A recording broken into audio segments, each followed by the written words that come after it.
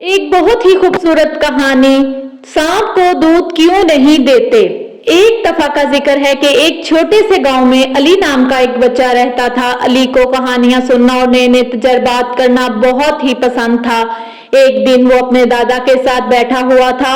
इसने अपने दादा से पूछा, दादा क्या आपने कभी सुना है कि लोग कहते हैं कि सांप को दूध नहीं डालना चाहिए, इसका क्या मतलब है? क्यों कहते हैं लोग ऐसा कि सांप को कभी दूध नहीं डालना चाहिए? दादा ने मुस्कुराते हुए अली को अपने पास बुलाया और कहा, बेटा ये एक बहुत पुरानी कहावत है और इसके पीछे एक दिलचस्प कहानी है जो लोगों ने ऐसी कहावत बना रखी है। आओ मैं तुम्हें इसका मतलब समझाता हूँ, लेकिन एक कहानी के जरिए।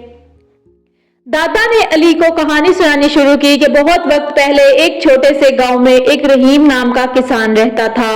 वो एक बहुत ही मेहनती और ईमानदार इंसान था और अपने खेतों में दिन रात मेहनत करता था ताकि वो अपने खानदान के लिए बेहतर जिंदगी फराहम कर सके। उन्हें रहीम की एक बीवी और एक बेटा था। वो एक सादा सी जिंदगी गुजार रहे थे।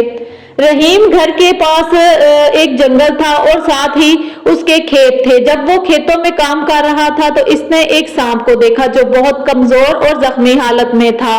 सांप बहुत भूखा लग रहा था और अपनी जगह से हरकत भी नहीं कर सकता था।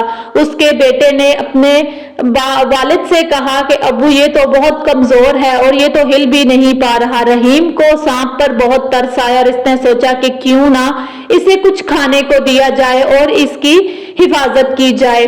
रहीम जो कि घर गया और घर से एक प्याला दूध का लिया और वापस आकर सांप के सामने रख दिया। सांप ने दूध पीना शुरू किया और जल्द ही इसकी हालत बेहतर होने लगी। वो दोनों बाप बेटा हर रोज सांप को दूध पिलाते ताकि वो जल्दी जल्दी ठीक हो जाए और ऐसे ही उसकी खिदमत करते रहे। चंद दिन बाद सांप मुकम्मल तौर पर सेहतयाब हो गया। रहीम ने और उसके बेटे ने खुशी महसूस की। उन्होंने खुशी महसूस की कि उन लोगों ने एक जानवर की जान बचाई। लेकिन रहीम को ये मालूम नहीं था कि सांप की फितरत में धोखा देना है और वो धोखे देना से कभी बाज नहीं आ सकता और उसकी फितरत है कि वो डसता है। एक दिन रहीम और जब दूध लेकर सांप के पास गया, अचानक से देखा कि सांप ने इसे डस लिया है। रहीम बहुत हैरान हुआ और इसे दुख हुआ।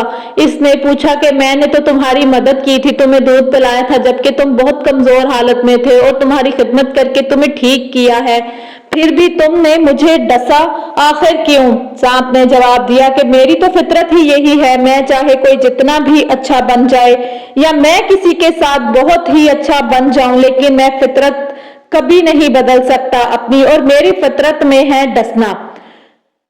अली हैरत से अपने दादा की तरफ देखने लगा। दादा ने कहा, बेटा ये कहानी हमें यही सबक देती है कि बाज औकात हम नेक नीति से किसी की मदद तो करते हैं लेकिन इसका नतीजा हमेशा हमें अच्छा नहीं मिलता, क्योंकि बाज लोगों या चीजों की फितरत में ही बदलाव मुमकिन नहीं होता। जैसा कि सांप की फितरत में बदलाव मुमकिन नहीं है, चाहे उसे कोई कितना भी दूध पिला ले, आखिर सांप की फितरत है डसना और वो डसता है। इसी तरह हमें जिंदगी में कुछ ऐसे लोग भी मिलते हैं सांप की तरह के, जो कि अपनी फितरत कभी नहीं बदल सकते, चाहे हम उनके साथ कितना ही अच्छा कर लें, वो आखिर में हमें धोखा ही देते हैं। अली ने सर हिलाते हुए कहा, अब मुझे समझ आया कि क्यों लोग कहते हैं कि सांप को दूध नहीं डालना चाहिए।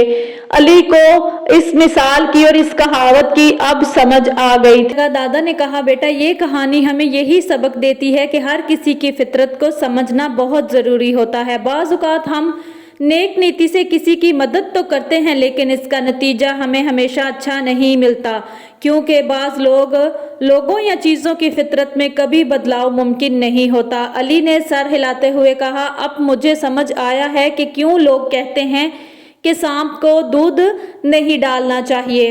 अली ने अपने दादा को कहा कि वाकई ही आपने ये एक सच्ची और अच्छी कहानी सुनाई है कि जो इंसान जैसा नज़र आता है वैसा नहीं होता। जो चीज़ें हमें खुद को हमारा दिल करता है कि हम उनकी मदद करें लेकिन वो हमारी मदद के काबिल नहीं होती।